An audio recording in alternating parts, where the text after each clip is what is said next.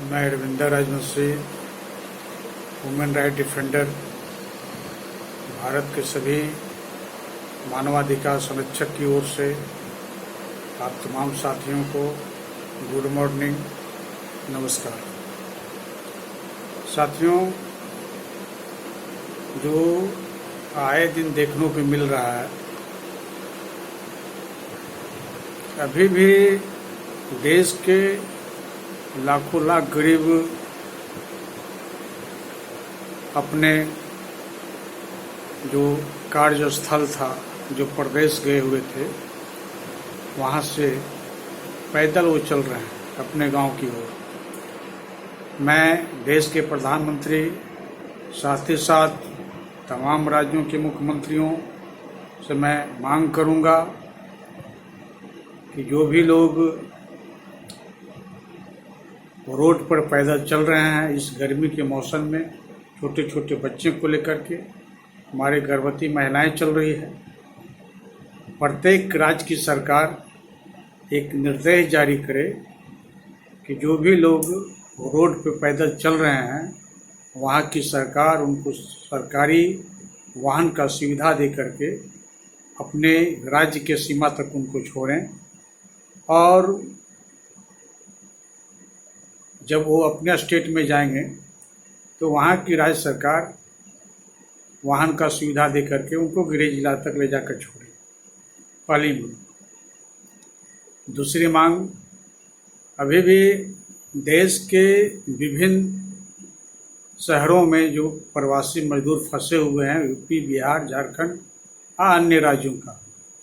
सरकार तो घोषणा कर दी कि उनको मकान मालिक तंग नहीं करेगा किराए के लिए, लेकिन आए दिन सोशल मीडिया के माध्यम से ये देखने को मिल रहा है कि अभी भी जो मकान मालिक है उनको घर से निकाल रहा है। हम लोग मानवाधिकार डिफेंडर होने के नाते राज्य सरकार और केंद्र सरकार से मांग करेंगे, मांग करते हैं वो तमाम लोगों का जो मकान का किराया है वहाँ की सरकार व्यवस्था करे, केंद्र और उस राज्य की सरकार वो तमाम मजदूरों का जो मकान मालिक का किराया है सरकार उनको दे। दूसरी बात, 2 दिन पहले जो माननीय प्रधानमंत्री जी पूरे देश के लिए खजाना खोले, 20 लाख करोड़ रुपये का बजट बताया गया। मैं प्रधानमंत्री जी से मांग करना चाहूँगा कि अभी भी वक्त है, प्रधानमंत्री जी अपने जो 20 लाख करोड़ रुपये का जो पैकेज दिए हैं, इस पैकेज का मात्र 50% देश के तमाम गरीबों को अगर डायरेक्ट उनके खाते में आप देते हैं तो मैं समझता हूं कि कम से कम 4 महीने तक वो अपनी ज़िंदगी को काट सकते हैं। हम जानते हैं कि इस वक्त जो देश की आबादी है 1 अरब 30 करोड़ के लमसम है। 30 करोड़ के लगभग वैसे लोग होंगे जो नौकरी पेशा छोटे मोटे उद्योग चला रहे होंगे, बिजनेसमैन होंगे। अगर 30 करोड़ को हम लोग छाट के भी चलते हैं तो देश की आबादी 100 करोड़ हम लोग मानते हैं। अगर 100 करोड़ लोगों को सरकार प्रत्येक परिवार पर, प्रत्येक व्यक्ति पर 5,000 रुपये अगर व्यवस्था करती है, देती है डायरेक्ट उनके खाते में,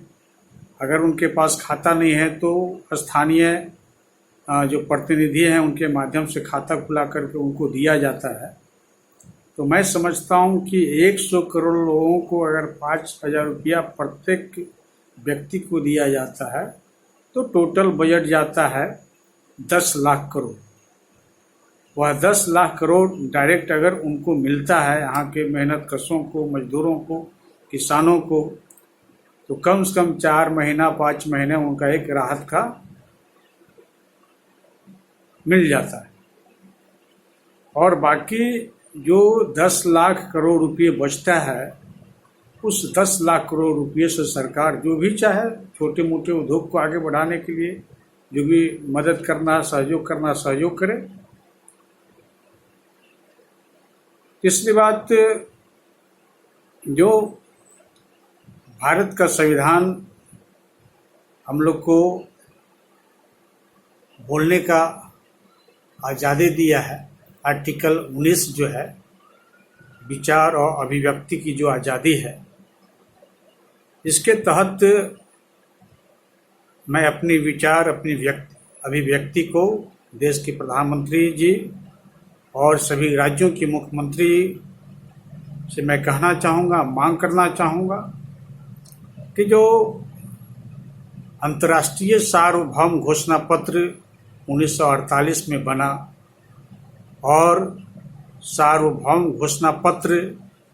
के आर्टिकल 13 का 1 में जो ये अधिकार दिया गया है कि देश का कोई भी नागरिक अपने देश में कहीं आ जा सकता है। ये सत्य है कि लॉकडाउन की स्थिति में सरकार ने घोषणा किया है, लेकिन अगर उनके साथ लाचारी है, मजबूरी है, खाने के लिए पैसा नहीं है,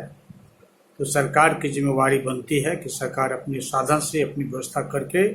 उस सारे लोगों को जो अपना घर जाना चाहते हैं, सरकार उनको उनके गृह जिला में भेजे। ये सरकार की जिम्मेवारी बनती है। वहीं आर्टिकल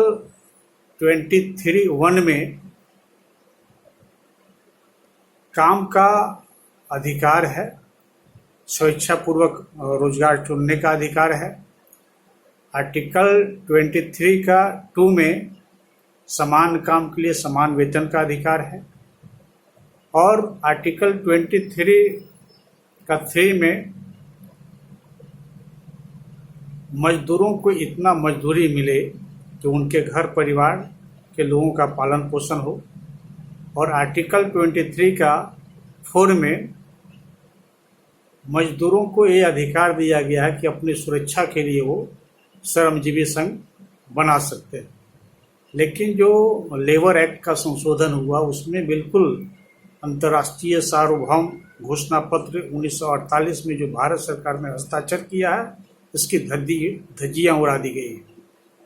वहीं आर्टिकल 24 यह कहता है कि जो भी मजदूर हैं उनको विश्राम करने का अधिकार है, अवकाश करने का अधिकार है, काम के घंटे का हकमारी करने का अधिकार सरकार को नहीं है। हाँ, अगर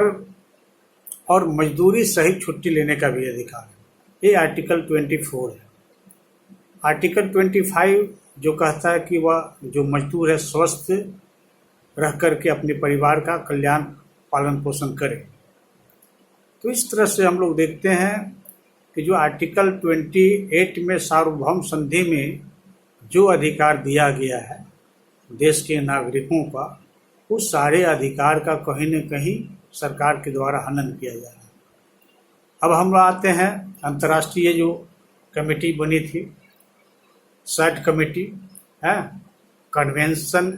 on the elimination of all form of racial discrimination, इसकी धज्जी उड़ाई गई। ICESCR international convention on economic, social and cultural rights का जो अधिकार दिया गया है, इसकी धज्जियां उड़ाई गई। ICCPR international convention on civil and political rights. CEDAW international convention on elimination of all form of discrimination against women, जो महिलाओं का अधिकार है, इसका भी अधिकार का हनन किया गया। कैट जो 1984 में बना था, हाँ, कन्वेंशन अगेंस्ट टॉर्चर, जो आए दिन देखने को मिल रहा है कि पुलिस के द्वारा पूरे देश में आम लोगों को टॉर्चर किया जा रहा है। CRC जो 1989 में बना, राइट्स ऑफ चिल्ड्रन, इसका भी हनन हो रहा है। और MWC, committee of migrant workers, तो ये सारे जो अंतर्राष्ट्रीय आर्टिकल है, अनुच्छेद है, ये सारे अनुच्छेदों का भी सरकार के द्वारा आम जनों का